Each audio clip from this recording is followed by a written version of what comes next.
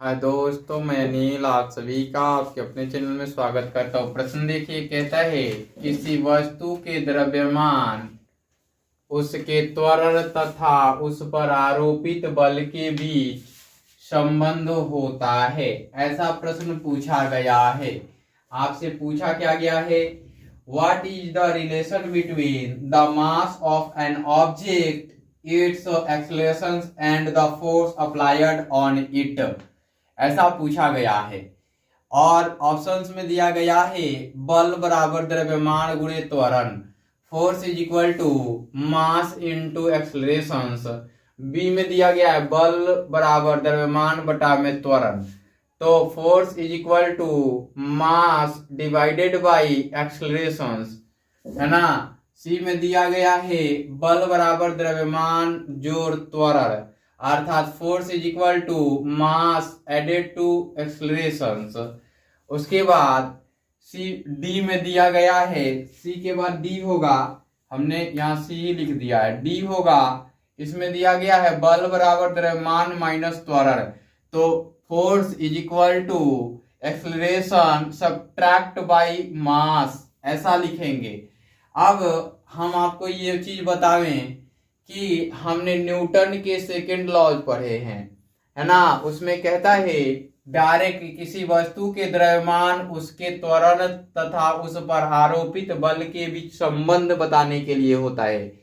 तो होता है कि जब कोई पिंड का द्रव्यमान m हो, है ना, mass is equal to m, है ना, object of a mass is equal to m, and a force applied on it is equal to F, है ना, then mass always,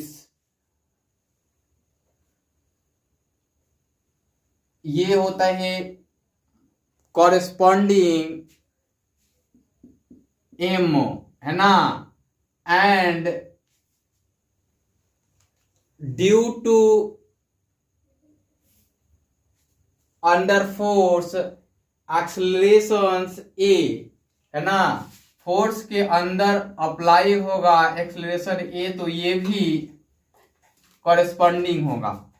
और एफ ये बराबर हो जाता है, गुणा कर देंगे तो बराबर हो जाता है कांस्टेंट के और एम ए, और कांस्टेंट के इज इक्वल टू 1 हो जाए, है ना, सब चीज 1 हो जाए तो के 1 हो जाता है, तो F is equal to M A हो जाता है।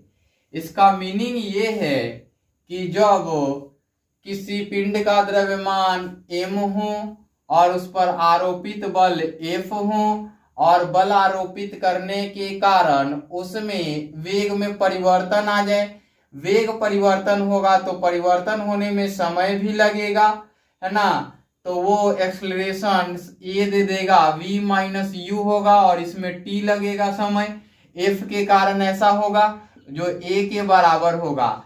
तो इन तीनों के संदर्भ में संबंध पूछेगा तो f always corresponding m and f always corresponding a, और दोनों का गुणनफल आएगा तो f कॉरेस्पॉन्डिंग m a आएगा और f is equal to corresponding के लिए कांस्टेंट k आ जाएगा, m a आ जाएगा।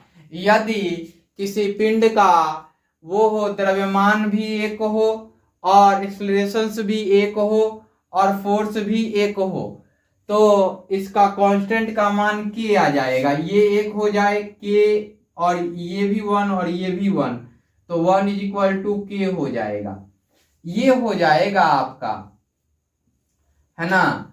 तो आप एक चीज हमेशा ध्यान रखेंगे कि ये आता कैसे है ना। अभी हमने एक और चीज पढ़ाया था कि मास और वेग के गुणनफल को मोमेंटम बोलते हैं, अर्थात कि संवेग बोलते हैं। और संवेग में परिवर्तन की दर अगर इसमें डेल्टा पी हो जाए, डेल्टा पी अपॉन में टी हो जाए, तो ये जो आता है वो एम, है ना, और डेल्टा वी अपॉन में टी, तो ये डेल्टा पी अपॉन में T is equal to M into A हो जाता है, इसके बराबर ए हो जाता है। तो ये भी किसके बराबर होता है, एफ के बराबर होता है, बल के बराबर होता है। तो एम ए में ही हमने बताया था कि ये एफ के बराबर होता है। तो जो आया सो यहां से आया है ना, न्यूटन सेकेंड लॉ से आया। तो बल द्रव्यमान गुणे त्वरण, तो यहाँ पे गुणनफल है, तो ऑप्शन ए हो जाएगा। डिवाइड तो होगा नहीं द्रव्यमान, यहाँ ऐड भी नहीं होगा, सब्ट्रैक्ट भी नहीं होगा, है ना।